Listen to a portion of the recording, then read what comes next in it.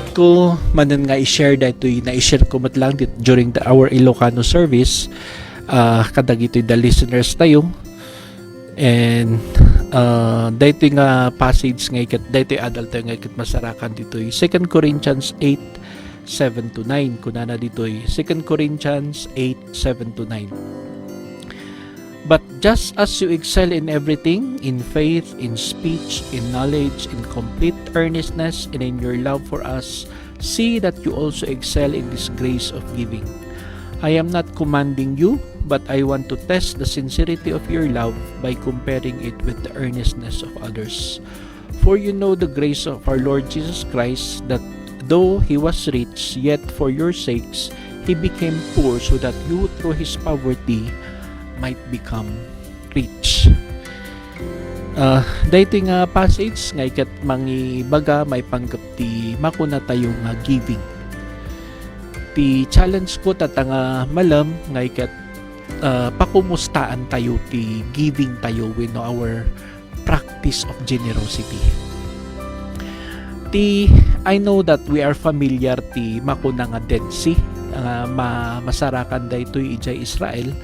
Kat ti Dead Sea nga ikat no apay nga naayaban nga Dead Sea gaputa dead kunada nga actually no apay nga dead nga ikat because of its salt content, and talaga nga ti kunada nga ikat it is the saltiest body of water on the planet kunada, 9 times saltier than the ocean.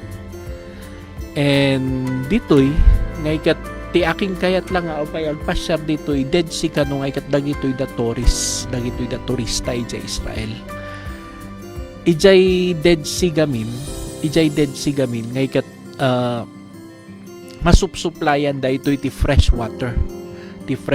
So continuous ti supply ti fresh water from the Jordan River kan amin nga almost every stream nga ikat mapan ijay Dead Sea. Ngam ti problema ay nga problema ngam actually gayam no apay nga Dead Sea matla nga ikat ti Dead Sea gamin nga ikat awan ti outlet na, awan ti rumwaran na, kasla nga ijay lang na uurnong lang ijay. So kumbaga talaga nga it's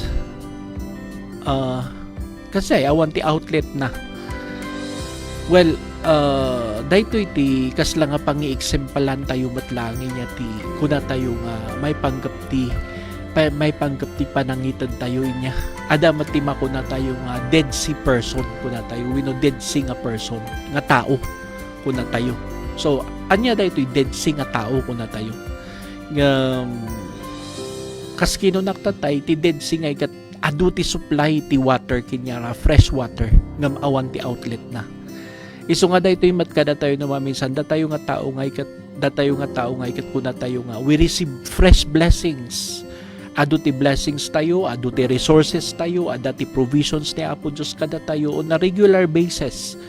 Ngam ti problema no maminsan kada tayo nga ikat naman pa adu ti blessing tayo, adu ti provision tayo, adu ti resources tayo, ngam baka awan ti outlet tayo, awanhan tayo nga iparwar dagito nga awawatan tayo nga bendisyon. Iso nga kuti makuna tayo dito nga ikat we do not channel any of those resources. Winuhan tayo nga ipalakam dagito nga bendisyon tipada tayo nga tao. Kasla nga datayo lang ti mangakako diay bendisyon nga maaw-awat tayo. Iso makuna tayo nga dayto ti challenge kada tayo nga let us as much as God has blessed us, nga ikat sapay kumata, we will exercise generosity or we will become generous person nga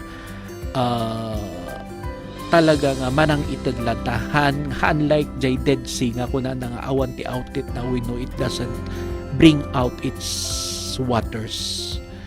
Iso nga sapay kumata as much as ti challenge kada tayo nga ikat as much as God has blessed us nga ikat we should learn how to give also or to share that blessing ti pada tayo nga tao. So nga dahito iti kuna ni Apostle Paul dito 2 Corinthians 8:7-9 niya 7-9. Kuna ni Apostle Paul ada ti statement na dito nga kuna na dito verse verse 9 kunana nga, for you know the grace of our Lord Jesus Christ, that though He was rich, yet for your sakes He became poor kunana. Gapo kinyayo nga ikat ni Hesukristo nga ikat nagbalin nga pobre. Iso nga kayat ni Apostle Paul nga ipakaawat kadagitoy da Corinthian believers noan niya ti inaramid ni Hesukristo. Kaya't amo tayon masarakan tayo ijay Philippians 2:5-8. Philippians 2:5-8 ti inaramid ni Hesukristo. Nakuna na nga, in your relationships with one another, have the same mindset as Christ Jesus. Kuna na, who in being in very nature of God did not consider equality with God something to be used to his own advantage. Rather, He made Himself nothing by taking the very nature of a servant, being made in human likeness. In being found in appearance as a man, He humbled Himself by becoming obedient to death, even death on the cross. Iso nga daytoy ti nagrugian am amin ti kuna tayo nga ni Hesukristo nga ikat actually nga ikat He was enjoying the community, His community with the Father in Spirit. He chose to give that away so He could come and live dito rabaw ti daga.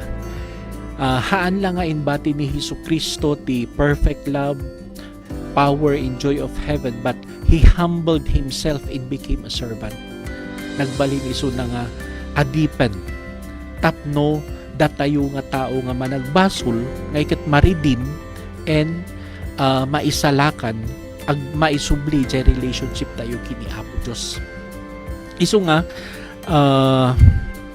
iso na ti jay kuna na He also humbled Himself by becoming obedient to death, even death on the cross. No, apay nga na-emphasize na ito yung death on the cross. Kung tutuusin nga ikat during jay Bible times, nga ikat the death on the cross nga ikat talaga nga very humiliating, or makuna tayo nga sika nga ikat sika jay worse nga criminal. Iso nga matay kay jay. Iso nga inga natatanga ikat talaga nga hang nga mag-convince na ito the Jewish people nga ni Hesukristo ti Bisaya data, why would He die on the cross? Nga kababain kinya dati kultura ganya. Nga makita tayo ditoy nga talaga nga He humbled Himself para lang dito ti pagkitaan tayo nga He suffered for us. He suffered the humiliating death on the cross for the sake nga datayo nga ikat maisalakan. Iso nga no, agsubli tayo dito verse 9 kuna na nga through His poverty we might become rich. Babaan ti pagbalinan na nga pobre nga ikat datayo ti agbalin nga na baknang na baknang. Dahito nga ikathaan nga jay makuna tayo nga we will become blessed materially, we will be rich in money, in houses or in cars. Ngam ti riches nga iatad ni Apo Dios kada tayo nga ikat dahito spiritual riches. Dahito ti itad na nga ikat kan most importante kada tayo nga ikat that we become spiritually rich. So kayat ni Apo Dios ni Hesukristo nga we would be rich in terms of our relationship with God. Taapay no ni Hesukristo he did not give up his wealth. Babaan ti panang ngitad na ti biyag na ti cross nga ikat we would never experience forgiveness.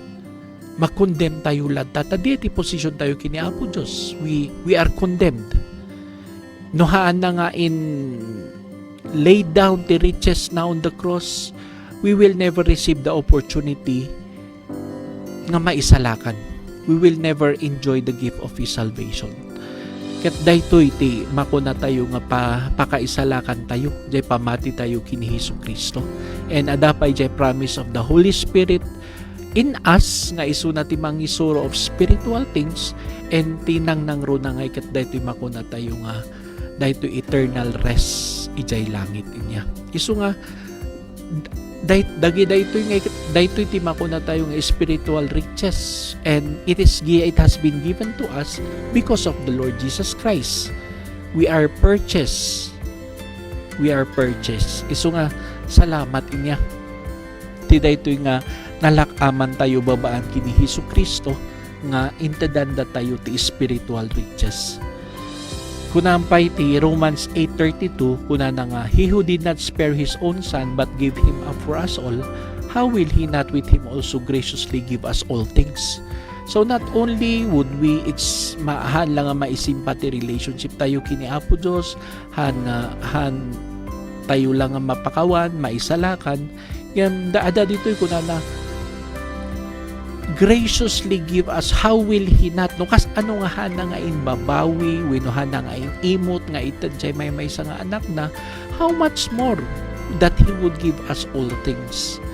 Iso nga, makuna tayo nga ikat, dahito nga ikat, how much more He will give us all things nga ikat, dahito nga ikat chay blessing, unexpected blessings, dahito kumbaga, adanti extra nga itad na. Iso nga, talaga nga dahito iti promise na nga kunamat lang di John 10:10 nga ikat he wants to give us life and give it to us abundantly.